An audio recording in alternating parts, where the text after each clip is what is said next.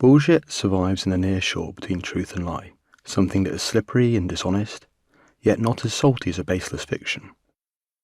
An 18-year-old who had dropped out of my high school once bragged he had a brand new BMW X5. He then turned up outside our local nightclub in a brash, gleaming silver SUV with the music pumping. This guy was a bullshitter. As my impressed friends piled into the warm white leather interior for lifts home, it all seemed true. Maybe he'd got rich after flunking out of school. In the cold light of day, I found out he had only had it for that one night. It was his boss's car, a boss he had been chauffeuring around. So what he'd said was a nearly truth, not a full-blown lie, but a twisted misrepresentation of reality, with the aim of amplifying his own social standing. He was a young man, conflating looking after his employer's flash BMW with having his own car. It was youthful, silly, and arrogant, and a sort of lie that couldn't be sustained. It was bullshit. The origins of the term bullshit are uncertain, but we know for sure that there's a lot of it floating about. Some is easy to spot, other instances require more insight and critical thinking. A bullshit comparison is a particularly misleading type of mistruth, because comparing two different objects can tie fact and fiction together. This audiobook will help you spot these misleading comparisons concealed in plain sight, and unpick arguments that at first glance appear to use robust data or compelling metaphors, but actually present a distorted, not really true, version of reality.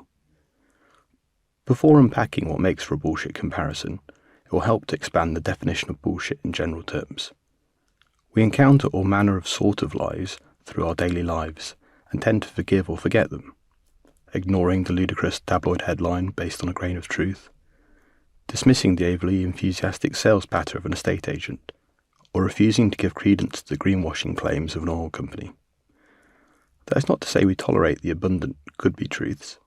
They can have real consequences, and forever tarnish reputations. Two modern American presidents are infamous for their bullshit. During his administration, the US enjoyed more peace and economic well-being than any time in its history, and he worked harder than any president to build peace in the Middle East. Yet the first, bullshitter-in-chief, is more notorious for what he said he didn't do in the White House than his political accomplishments. Bill Clinton is best remembered for his personal relations with Monica Lewinsky rather than his policies. He was tried in the Senate and found not guilty of the charges brought against him.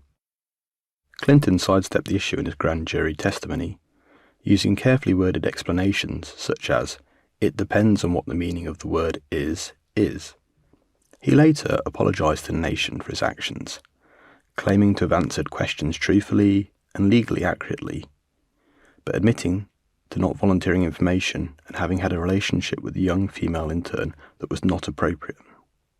There is now no doubt about his sexual indiscretions in the Oval Office, but in the late 1990s he skillfully rode a wave of bullshit and continued to have unprecedented popular approval ratings.